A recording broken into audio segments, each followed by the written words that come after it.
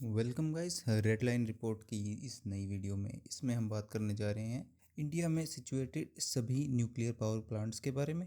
कितने इनमें रिएक्टर हैं, कितनी इनकी टोटल कैपेसिटी है, कौन कौन सी टेक्नोलॉजी के रिएक्टर ये यूज़ करते हैं और अपकमिंग रिएक्टर जो अभी इंडिया में अंडर कंस्ट्रक्शन है और एक प्रोटोटाइप रिएक्टर के बारे में भी आज हम इस वीडियो में बात करेंगे। तो न्यूक्लियर पावर प्लांट जो कि तमिलनाडु में सिचुएटेड है। करंटली इसमें अभी 2 ही ऑपरेशनल रिएक्टर्स हैं, लेकिन इसमें एक चीज़ ऐसी स्पेशल है जो बाकी रिएक्टर्स में नहीं है।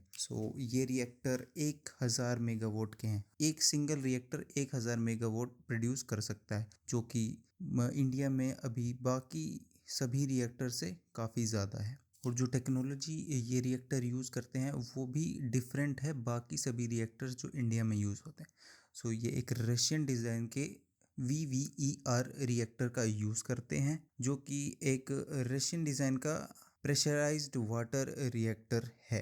इसमें इनरिच यूरेनियम का यूज़ होता है और कूलेंट के लिए हम यूज़ करते हैं हमारा लाइट वाटर मतलब सिंपल H2O। जैसा कि आप देख सकते हैं इधर 2 रिएक्टर्स, ये रिएक्टर 1, रिएक्टर 2, और अभी इसी फैसिलिटी में 4 रिएक्टर कोर्स को और डेवलप किया जा रहा है। आप सैटेलाइट के थ्रू देख सकते हैं, यहाँ पे कंस्ट्रक्शन चालू है। 1, 2, 3 एंड 4 4 रिएक्टर 1000 मेगावाट ईच इनकी कैपेसिटी होगी। टोटल यूनिट 6000 मेगावाट प्रोड्यूस करेगी, जो कि एक सिंगल साइट के हिसाब से इंडिया का लार्जेस्ट इलेक्ट्रिसिटी प्रोडक्शन होगा। आप देख ही सकते हैं समुंदर के साइड में ये फैसिलिटी सिचुएटेड है। इस फैसिलिटी को डिफरेंट यही बनाता है कि ये प्रेशराइज्ड वाटर रिएक्टर टेक्नोलॉजी का यूज़ करता है। वर्ल्ड में अराउंड 60% न्यूक्लियर पावर प्लांट्स इसी टेक्नोलॉजी पे काम करते हैं। ये इनरिच्ड यूरेनियम यूज़ करता है। इंडिया के जो बाकी प्लांट्स हम देखने जा रहे हैं वो नेचुरल यूरेनियम का यूज़ करते हैं। तो ऐसे ही सेकंड प्लांट के ऊपर चलते हैं। सेकंड हमारा एटॉमिक पावर स्टेशन होगा राजस्थान एटॉमिक पावर स्टेशन।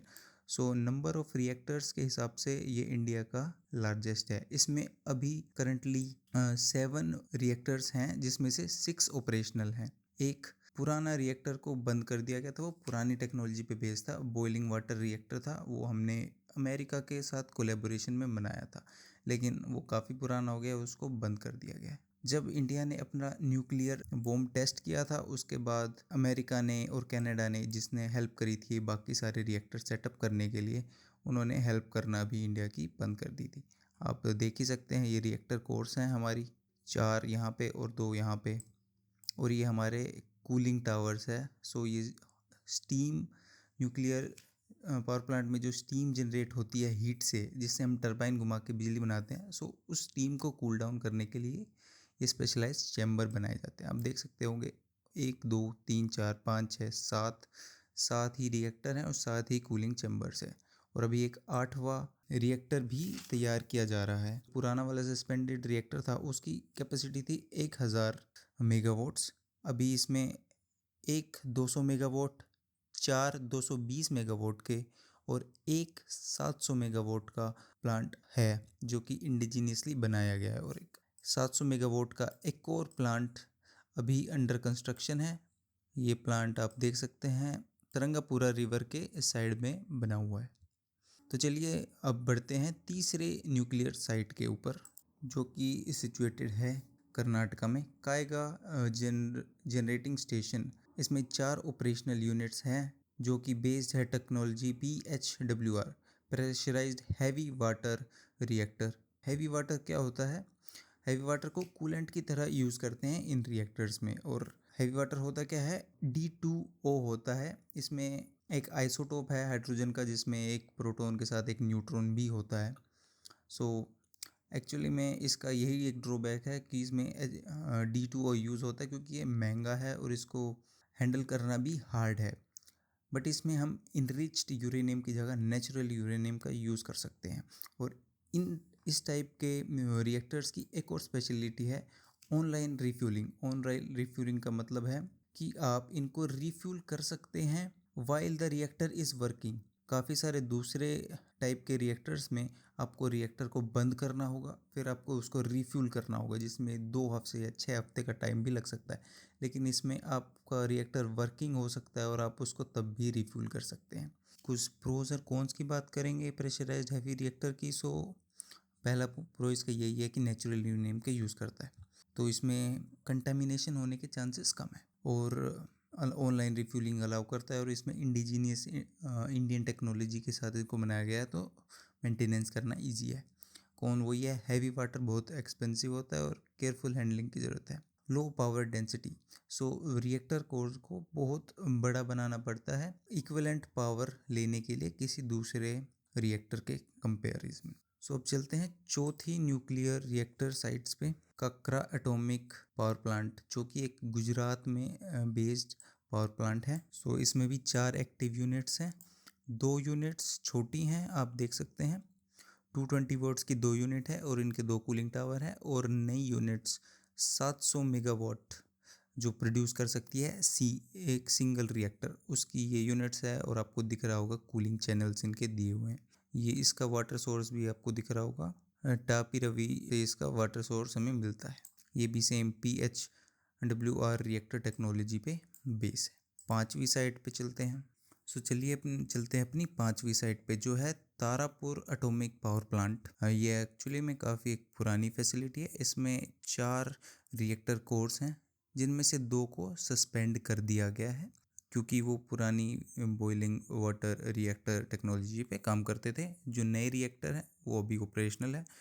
सो पुराने जो रिएक्टर बंद हुए थे उनकी कैपेसिटी थी 160 मेगावाट्स की, और जो नए रिएक्टर्स इसमें लगे हुए हैं 2, उनकी भी सेम 160 की मेगावाट इलेक्ट्रिसिटी कैपेबिलिटी है उनकी भी। तो चलिए चलते हैं 6th न्यूक्लियर पावर प्लांट पे, जो कि अगेन तमिलनाडु में सिचुएटेड है, कलपक्कम नाम की जगह पे।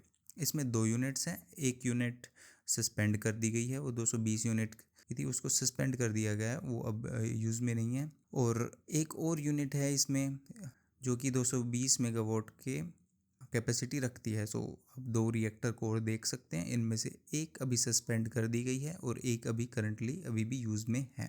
तो चलिए अपनी लास्ट न्यूक्लियर साइट पे, जो कि एकमात्र साइट है नॉर्थ इंडिया के अंदर, वो है नरोरा एटॉमिक पावर स्टेशन, जो कि यूपी में स्थित है। इसका वाटर सोर्स आप देख सकते हैं, लोअर गंगा कैनल से आता है, जो कि गंगा रिवर के पानी को फ्लो यहाँ पे दिया गया है। सो इसमें भी हमारी 2 यूनिट्स हैं 220 वोट की। ये भी सेम टेक्नोलॉजी पे काम करता है, PHWR रिएक्टर टाइप है इसके। आप देख सकते हैं 2 न्यूक्लियर कोर ईजिली, और उनके लिए 2 कूलिंग टावर्स भी दिए गए हैं। सो ये बात हो गई एग्जिस्टिंग ऑपरेशनल टावर्स की। इनकी तो इंडिया में 7 साइट्स हैं, 25 टोटल रिएक्टर्स हैं, और टोटल कैपेसिटी है 8,880 मेगावाट की, और 6 न्यूक्लियर रिएक्टर्स अभी अंडर कंस्ट्रक्शन है। सो अब उनके बारे में भी जानते हैं। सो जो अभी अंडर कंस्ट्रक्शन साइट है उसमें कुडनकुलम साइट के ऊपर 4 और रिएक्टर कोर्स बनाई जा रही है। उन सब की कैपेसिटी होगी 1000 मेगावाट पर रिएक्टर। ये same VVER Russian design technology पे काम करेंगे। राजस्थान में एक और रिएक्टर यूनिट बनाई जा रही है, जिसकी कैपेसिटी होगी 700 मेगावाट्स। और अब हम बात करने जा रहे हैं प्रोटोटाइप रिएक्टर की, जो कि कलपक्कम मद्रास तमिलनाडु फैसिलिटी में बनाया जा रहा है। इसकी कैपेसिटी होगी 500 मेगावाट्स की, लेकिन ये एक फास्ट ब्रीडर रिएक्टर होगा, जो कि सोडियम कूल्ड होगा। ये लेटेस्ट टेक्नोलॉजी है, और अभी इसका पहला प्रोटोटाइप भारत में बनने जा रहा है। फास्ट ब्रीडर रिएक्टर FBR, ये एक ऐसा रिएक्टर है जो फ्यूल में यूज़ करता है प्लूटोनियम 239 प्लस यूरेनियम 238 का एक मिक्स ऑक्साइड फ्यूल, और कूलेंट में यूज़ होता है लिक्विड सोडियम, और इसमें मॉडरेटर नहीं यूज़ होते हैं। कुछ प्रोज की अगर हम बात करेंगे तो ये जनरेट करता है ज़्यादा फ्यूल जितना वो कंज्यूम करता है, क्योंकि ये डिप्लीटेड यूरेनियम और थोरियम को यूज़ करता है, और बहुत हाई यूटिलाइजेशन नहीं है इसकी, फ्यूल की बहुत कम है। सो ये लॉन्ग टर्म के हिसाब से देखा जाए तो एक बहुत अच्छा डिज़ाइन है, लेकिन इसके कॉन्स भी यही है कि बहुत कॉम्प्लेक्स और एक्सपेंसिव डिज़ाइन है। इसमें रीफ्यूलिंग प्रोसेस बहुत एडवांस है और बहुत टेक्निकल है। आप इजीली इसको रिफ्यूल नहीं कर सकते, और सोडियम कूलेंट होने की वजह से high reactive with air and water, so safety risk भी है इसके अंदर। और डेवलपिंग टेस्टिंग पीरियड इसका काफ़ी लंबा हो चुका है, इस पर काफ़ी सालों से काम चल रहा है, लेकिन अभी भी प्रोटोटाइप स्टेज से आगे नहीं बढ़ रहे हैं। ये था हमारा लास्ट रिएक्टर जिसके बारे में बात करेंगे। सो मेजरली इंडिया अपनी इलेक्ट्रिसिटी नीड्स का एक बहुत ही छोटा fraction, minuscule amount nuclear power plant से जनरेट करता है। मेनली इंडिया अभी भी कोल के ऊपर और थोड़ा कुछ परसेंट हाइड्रो पावर के ऊपर डिपेंड करता है।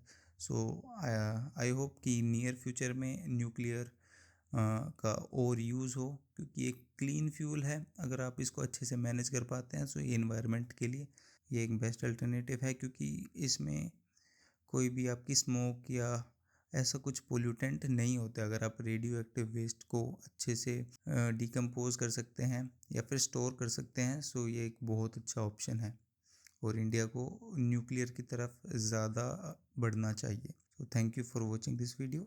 अगर आपको अच्छा लगे तो लाइक, शेयर एंड सब्सक्राइब।